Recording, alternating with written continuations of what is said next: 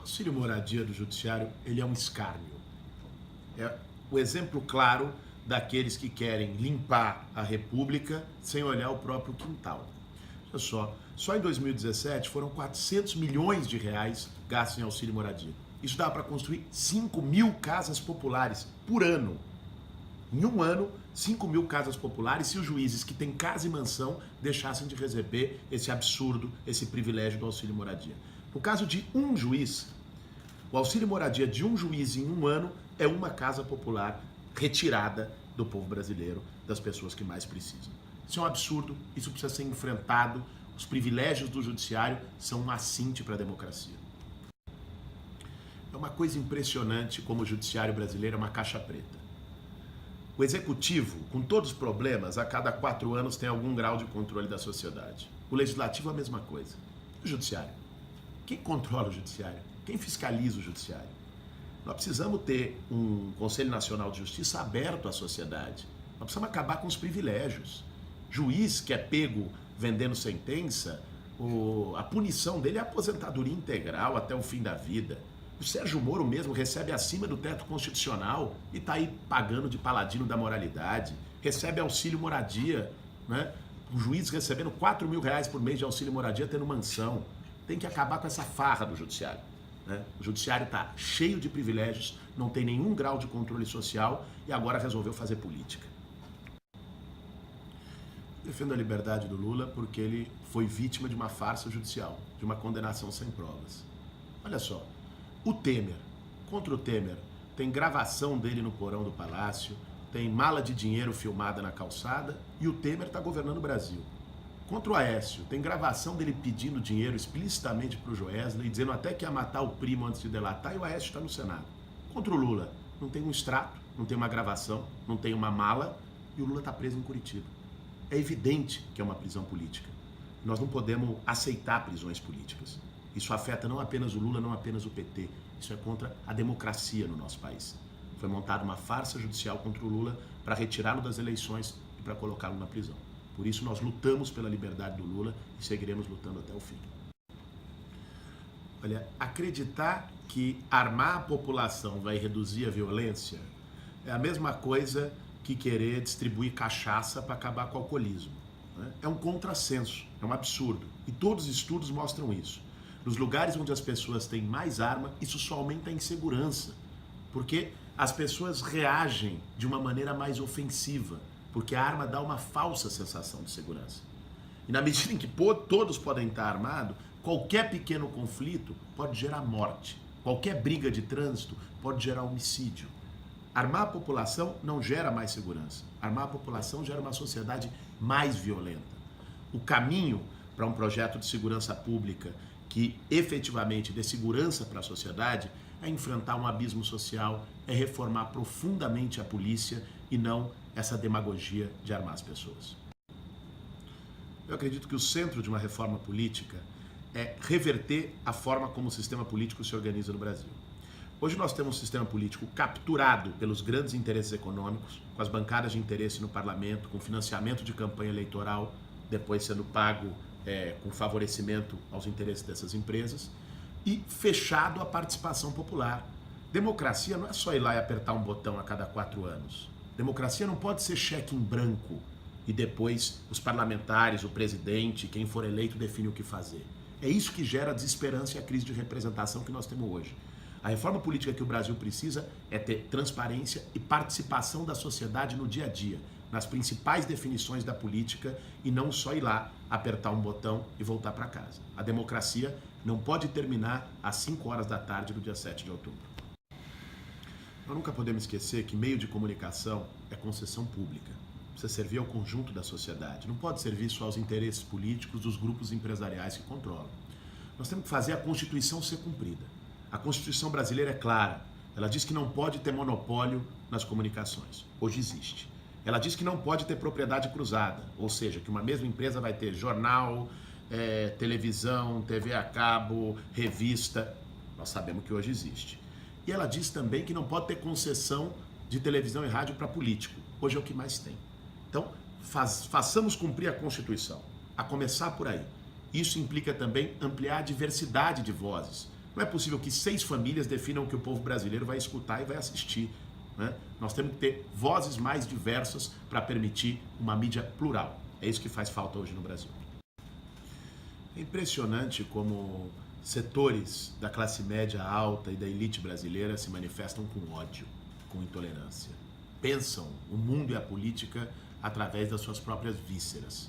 Né? Os ataques ao Lula, os tiros que a caravana dele sofreu, né? O absurdo, até as insinuações de assassinato em relação a ele, aliás, estimuladas por gente como Bolsonaro, são expressões claras de uma escalada fascista. E com fascismo não se brinca, com fascismo não se conversa. Fascismo se enfrenta. E é isso que tem que se fazer nesse momento. Né? A luta pela liberdade do Lula, né? A luta contra essas manifestações que vão desumanizando e ampliando a barbárie na sociedade é algo essencial. É a luta deste momento. O Estado brasileiro tem uma dívida histórica com uma parte importante do seu povo, que, aliás, é tratado erroneamente muitas vezes como minorias, mas são maiorias. Os negros e negras desse país, que ainda carregam a herança de uma escravidão que nunca foi abolida integralmente. As mulheres, as maiores vítimas de violência, que sofrem feminicídio todos os dias e ainda vem negado o direito de decidir sobre seu próprio corpo. Os povos indígenas, espoliados há 500 anos e que lutam apenas pela demarcação das suas terras. E a população LGBT, que sofre o preconceito e a violência pela opção sexual que escolhe. Não dá para ser assim.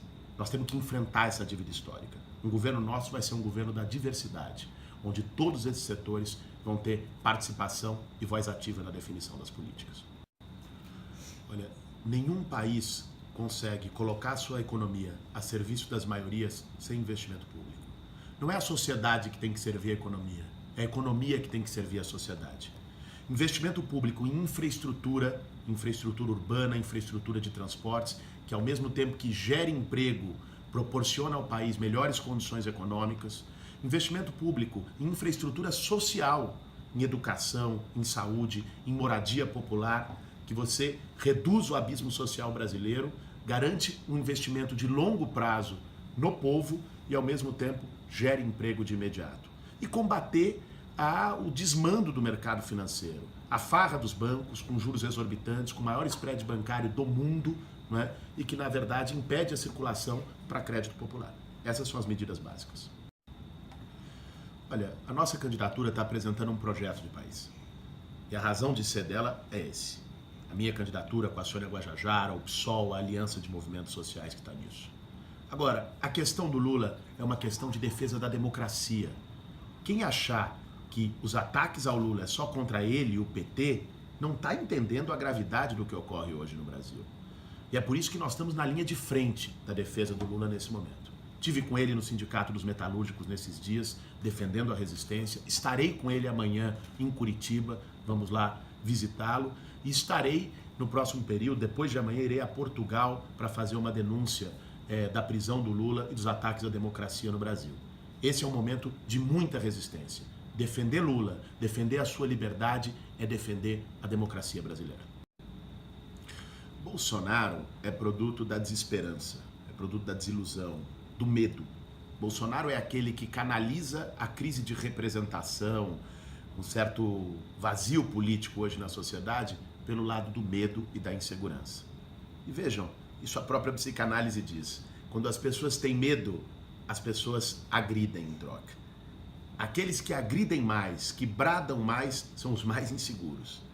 A onda Bolsonaro tem muito a ver com isso. E leva intolerância, leva ódio, rebaixa o debate político com fígado, com violência e não com ideias. Até porque o Bolsonaro não tem nada a acrescentar para a sociedade brasileira. Qual a ideia do Bolsonaro? Qual é o projeto do Bolsonaro para o Brasil? O Bolsonaro só sabe exalar ódio, intolerância e preconceito. Esse é o papel dele na política brasileira.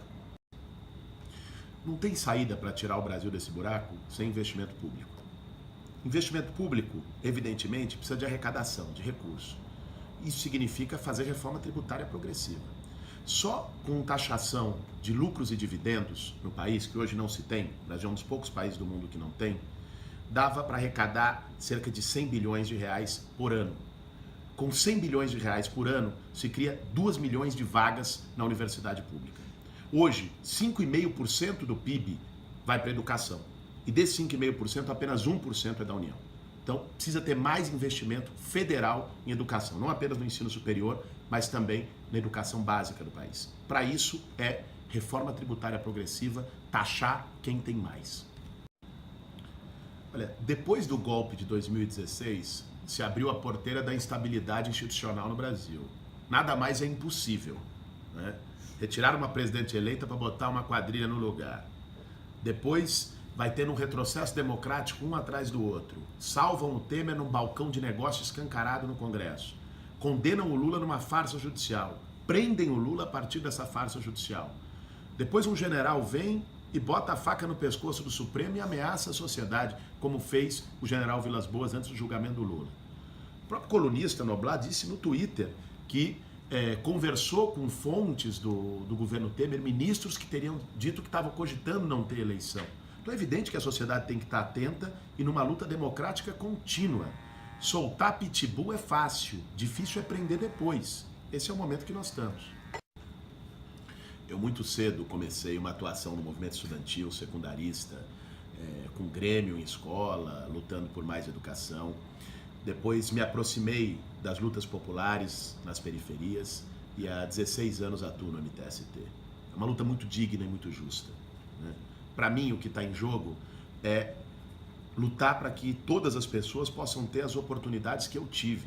É uma questão de solidariedade. Quando a gente perde a capacidade de sentir a dor do outro, quando a gente perde a capacidade de empatia, de se colocar no lugar das outras pessoas, fica difícil falar em humanidade. A solidariedade é a principal característica humana. E a gente tem que ser capaz de se indignar, de se engajar em lutas que não necessariamente são nossas. Lutas que não necessariamente por aquilo que a gente precisa, mas porque a gente entende como uma necessidade coletiva. Tem que revogar a reforma trabalhista. O plebiscito que nós temos que chamar no dia 1º de janeiro de 2019 é para revogar os principais retrocessos do governo Temer. Reforma trabalhista, PEC do teto, entrega do pré-sal. E veja um absurdo. O Temer, em 2 anos, rasgou a CLT. Foram 80 anos de CLT. Nem a ditadura militar ousou mexer nisso. O Temer precarizou e destruiu toda a regulação do trabalho em 2 anos. É um retrocesso de 80 anos em 2. Não tem a menor possibilidade de garantir o direito dos trabalhadores com essa legislação trabalhista que foi aprovada. Tem que ser revogada. A forma como se organiza as polícias no Brasil é uma verdadeira jabuticaba. Só existe aqui, né? A divisão entre polícia ostensiva e polícia investigativa, uma militar, outra civil, é uma anomalia. E ela só prejudica o processo da segurança pública. Nós temos uma polícia que é cara, é violenta e é ineficiente. Essa é a cara da polícia brasileira. Nós temos que mudar isso profundamente, mudar o modelo de polícia. E isso é sim a unificação e a desmilitarização. É o ciclo completo. Já existe a PEC 51 no Senado que prevê isso, como é na maioria dos países, né? Uma polícia que seja civil, que esteja baseada na investigação e na inteligência. Nós temos começado a discutir um programa sério de segurança pública, contando com gente como Luiz Eduardo Soares, que está na nossa campanha contribuindo com isso, Orlando Zacconi e os policiais antifascistas. Olha, primeiro, o MTST não invade nem depreda. O MTST ocupa. E os trabalhadores e trabalhadoras que participam de uma ocupação de terra não participam porque querem. Ninguém vai ficar no barro, debaixo da lona com seus filhos em condições precárias porque acha bonito, porque acha que está levando alguma vantagem com isso. As pessoas trabalham. Só que no final do mês, como milhões de brasileiros, estão diante da dura opção entre pagar aluguel ou botar comida na mesa. Esse é o drama para muita gente. As ocupações são resultado de falta de escolha e não uma escolha de alguém. Falta de política pública, falta de cumprimento da Constituição que assegura moradia digna para todos e o resultado de uma ação legítima e organizada daqueles que lutam simplesmente para ter um teto. O programa Minha Casa Minha Vida teve o fator positivo de ter colocado subsídio, investimento público na habitação. Moradia popular não pode ser tratada na lógica bancária do crédito. Se não tiver investimento em subsídio, não se garante para quem mais precisa. Agora, de fato, tem muitos limites. Não adianta só construir casa, ainda mais casa mal localizada, nos fundões, jogando os mais pobres sempre para mais longe. É preciso pensar a lógica de cidade. Nós precisamos agora de um nosso bairro Minha Vida. É isso que está em jogo. Isso implica enfrentar a especulação imobiliária. Não é possível que a terra seja tratada como ativo financeiro e exclua cada vez mais as pessoas do acesso à cidade. Há um exemplo muito claro.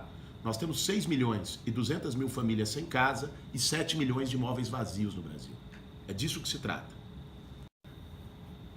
Eu me formei em filosofia pela Universidade de São Paulo, depois fiz formação em psicanálise, fiz mestrado ainda em psiquiatria e dei aula por alguns anos em escola pública, estadual, dou aula atualmente na Escola de Educação Permanente, num curso de psicanálise e liderança. Além disso, escrevo artigos, escrevi por algum tempo para a Folha de São Paulo, escrevo hoje para a Carta Capital e também para o portal de um instituto. É assim que eu me sustento. Isso é plenamente compatível com o meu padrão de vida. Moro na periferia de São Paulo, com a minha companheira, com as minhas filhas. Tenho um Celtinha velho e essa é a minha vida, como a vida da maior parte do povo brasileiro. Trabalhando e me sustentando. Antes, o coronelismo na política brasileira era com compra de voto, por cesta básica, por roupa, por qualquer coisa. Agora esse coronelismo se sofisticou e se dá de uma maneira digital, com a produção de fake news, com a manipulação dos dados pessoais das pessoas na rede para produzir comportamentos, com o estímulo do discurso de ódio, de intolerância através de mentiras, como aconteceu com a Marielle. Tentaram matar a Marielle pela segunda vez, inventando absurdos sobre ela. Nós precisamos saber quem é que financia essas redes. Foi assim que o Donald Trump se elegeu nos Estados Unidos. É assim que alguns grupos sorrateiros, como o MBL, agem no Brasil. É preciso desbaratar as redes criminosas de fake news. Existe um verdadeiro abismo hoje entre Brasília e o Brasil. A nossa indignação, o sistema político finge que não ouve.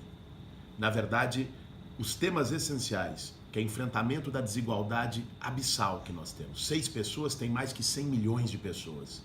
E o aprofundamento da democracia, para que o povo decida, não apenas apertando um botão a cada 4 anos, são os temas essenciais. A começar por um plebiscito para revogar as medidas do Michel Temer.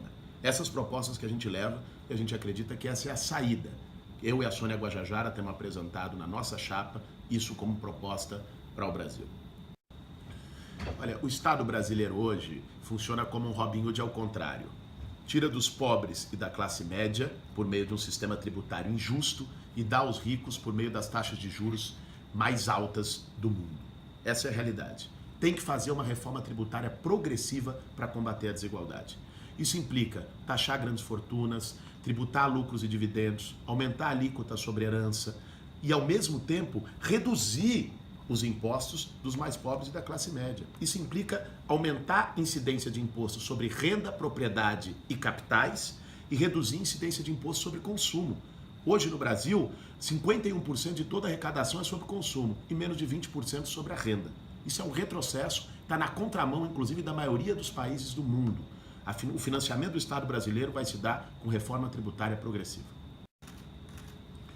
Eu acredito que as indicações do Lula e da Dilma tiveram erros muito fortes. Para indicar alguém para o Supremo Tribunal Federal, tem que ser alguém comprometido com a democracia e com a Constituição.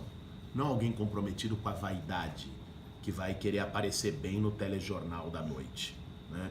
Juiz do Supremo não pode se guiar pelo clamor da mídia. Juiz do Supremo não pode votar com a baioneta do general ameaçando. Isso é apequenar o Supremo, né? Foi o que fez, inclusive, a ministra Carmen Lúcia, uma manobra escandalosa para não botar as ADCs de segunda instância, violando a Constituição para levar à prisão do Lula.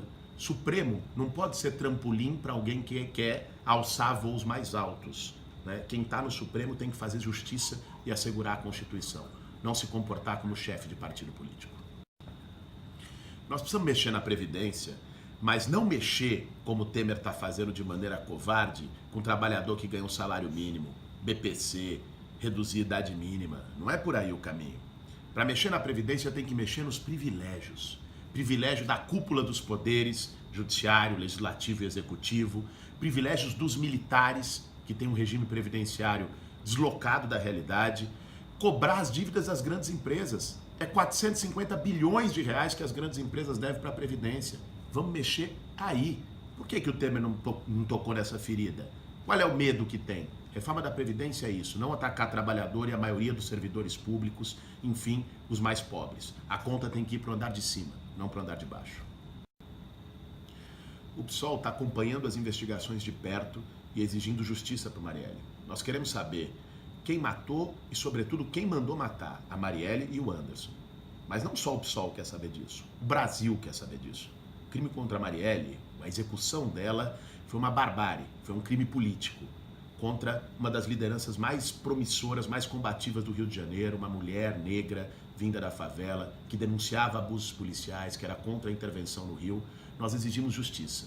Mas, sobretudo, nós vamos levar adiante o legado da Marielle. As ideias não se matam, as ideias são a prova de bala. A maior homenagem que a gente pode fazer para ela, além de exigir justiça até o fim, é levar adiante tudo aquilo que ela acreditou na vida toda. Olha, as cotas são uma política fundamental de reparação histórica. As cotas raciais e as cotas sociais. Porque a universidade pública não pode apenas abrigar quem estuda numa escola particular boa e pode chegar lá, passa no vestibular. A universidade pública tem que ser para todos, tem que ser para as maiorias. Isso significa assegurar, sim, cotas raciais, porque a desigualdade social no Brasil, ela tem cor, ela tem raça. Isso precisa ser enfrentado. E também as cotas sociais de pessoas mais pobres e que estudaram na escola pública. Isso é essencial. E, aliás, tem um mito de que os cotistas não têm o desempenho bom, o que é uma completa mentira. Todas as pesquisas feitas mostram que os cotistas têm desempenho igual ou, inclusive, melhor aos demais alunos da universidade. Esse processo contra o Lula é visivelmente político e injusto. Não foi feita nenhuma prova, apresentada nenhuma prova contra o Lula. Vejam, o triplex foi agora a leilão pela Caixa Econômica Federal comprovado da OAS. Não tem um documento que diga que o triplex é dele. Aliás, vamos dizer que é no mínimo esquisito, né? O Lula ser apresentado como chefe maior da corrupção e tudo o que ele levou foi a reforma de um apartamento no Guarujá. Não cola. Não há crime, não há prova, por isso a prisão do Lula é absurda, é uma prisão política, que tem um objetivo claro de retirá-lo do processo eleitoral.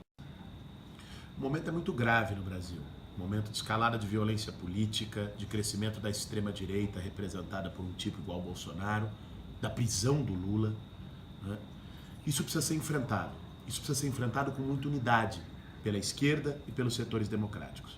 A frente que nós precisamos construir neste momento é uma frente pela democracia, uma frente também pela liberdade do Lula. É isso que está em questão. Nessa frente devem caber partidos políticos, movimentos sociais, intelectuais, juristas, artistas, todos os setores da sociedade que estão preocupados com a escalada de retrocessos democráticos no Brasil. Inclusive, nós temos atuado para construir essa frente com setores internacionais. Temos falado com partidos de esquerda no mundo todo para serem parte de uma campanha pela democracia e pela liberdade do Lula nesse momento. Esse é o papel da esquerda.